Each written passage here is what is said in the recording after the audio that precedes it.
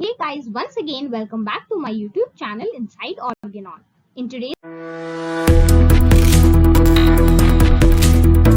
preview.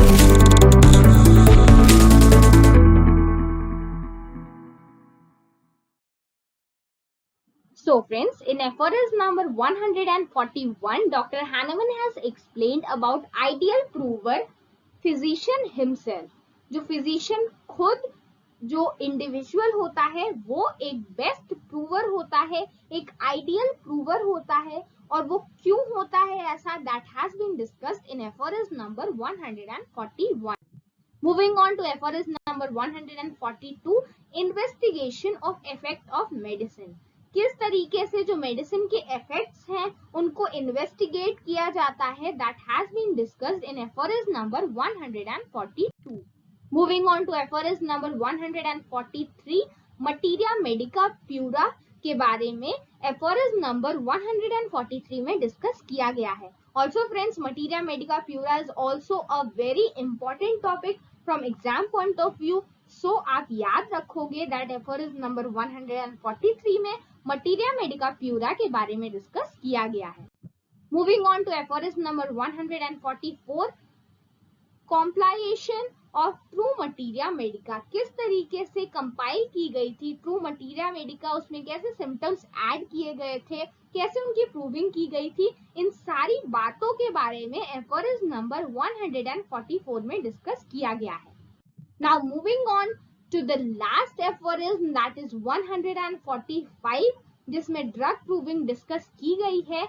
So in this it is all about remedy, कि किस तरीके से रेमेडी जो होती है उसकी होम्योपैथी में क्या इंपॉर्टेंस है, कौन सी ऐसी ड्रग्स हैं जिनको हम रेमेडीज कहते हैं. So what is remedy, that has been discussed in aphorism number 143.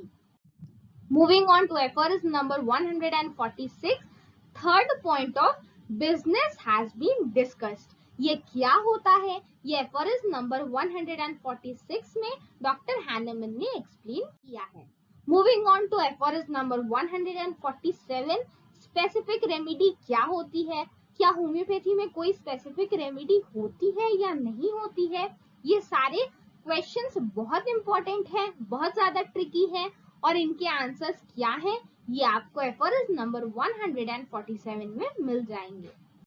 Moving on to aphorism number 148, modus operandi has been discussed. Friends, modus operandi is the method by which the homeopathic cure operates. इसके बारे में मैंने आपको already बताया हुआ है, that aphorism number 29 में भी डिस्कस किया गया है, and also in aphorism number 282, जिसके बारे में हम आगे पढ़ेंगे. फिलहाल aphorism number 148 also deals with modus operandi. So modus operandi के साथ 3 एफोरिज्म डील करते हैं, and those 3 aphorism are 148, 29 and 282.